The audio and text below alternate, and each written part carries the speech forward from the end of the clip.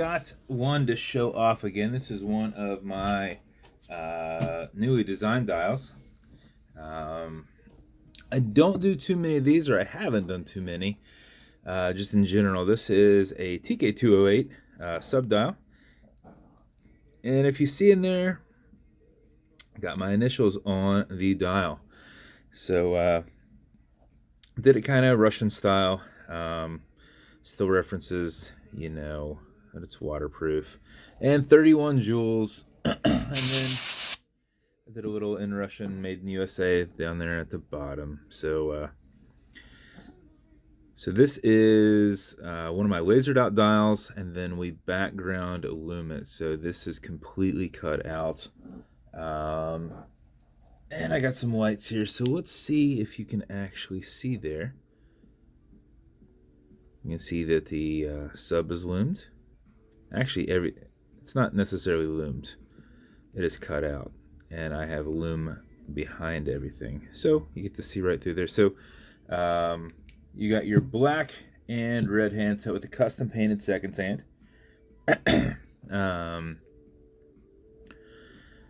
Brushed case. Then we did, I did a star, a crown, just to kind of go with the same 12 o'clock that I put on these. Lower profile exhibition case back, did a black rotor, stainless steel movement holder in there. And then this is a first time I've used one of these dials. And I tell you, I do not know specifically what it covers. At one point, I remembered it was depth related. But if I were to tell you that I knew exactly how you even use it, I would be just lying. Because you can tell it looks like there's 360 degrees on there, right? But I do not know that... I knew this at the time when I got it, and I got this so long ago for him that I forget. And I only bought one. So, but I can ask my guy if he wants to know actually how to utilize it. But that is the build as a whole. Also, you got your brush clasp there, and then I did a TK-208 on the clasp, brush clasp as well, with the little sub etching on there. That's the same sub as what I was doing on my previous sub builds, like my Troika subs. So that is the build, man. I thought it turned out pretty killer. Nice stainless steel with a pop of color with your red and black. So as always, the bezels are held on with a tension ring, so it'll turn left and right. I got it on there pretty tight for you, man. So you can turn it left and right, but it's going to stay wherever you put it, right?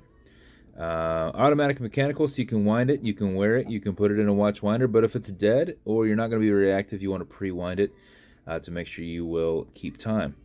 So you'll back the crown off the threads until you hear it clicking. At that point, you can then wind. And a wind is a turn away from you. Turning backwards the same way doesn't do anything. Doesn't throw a wind on there or impact it, but it's a lot easier to keep your finger spacing going back and forth. So if you do this for 4 or 5 seconds before you put it on, even if you're not very active, you will keep time throughout the day. And if you do it for something closer to 20 seconds, you're going to max out your 31 plus hour power reserve, which is what I did with it, because I do not wear these around.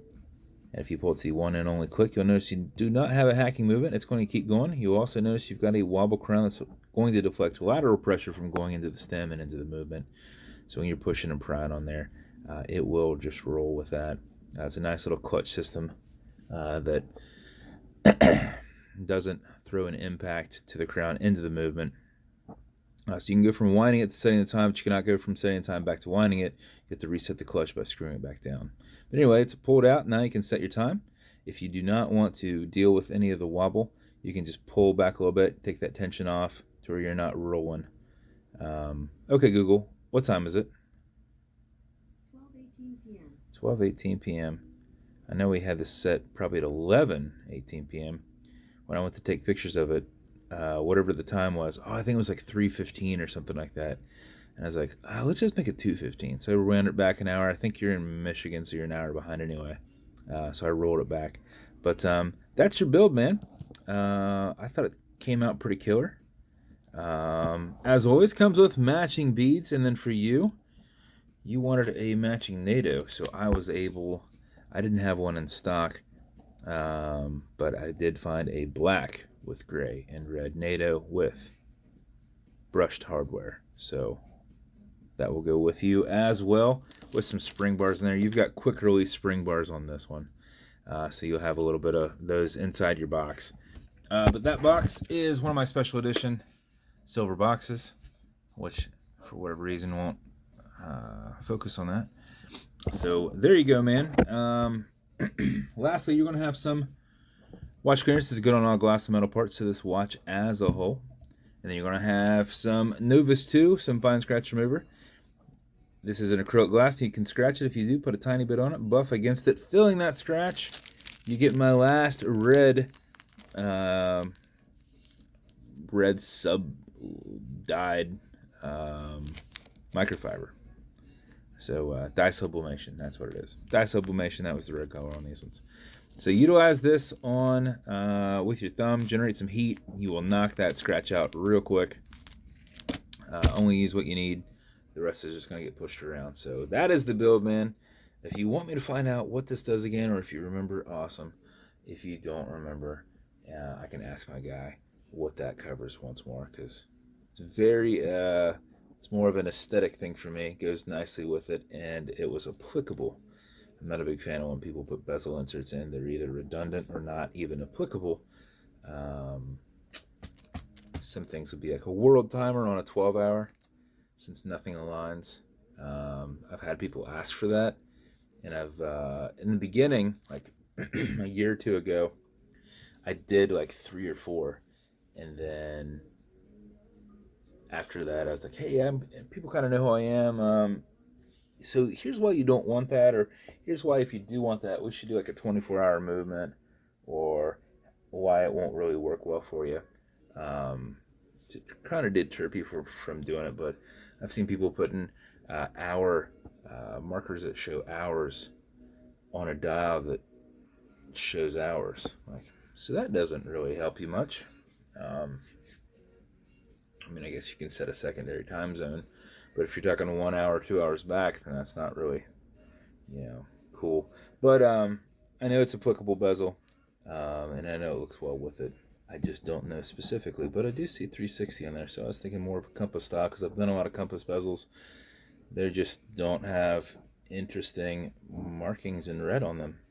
So in weird spots, you got a 3 and 9, you got a 12 and 6, but then you've got some median ones there, 1.5, 4.5, 7.5, 10.5. So kind of cool-ish. So don't know what those are, what they mean, but I appreciate your time, man. Sorry if I was going off on a little ramble there. But if you want me to build you something custom and unique, reach out and I'll see what I can do. And if you want to continue to see videos like this, like and subscribe, as I put them up all the time. Thanks, guys.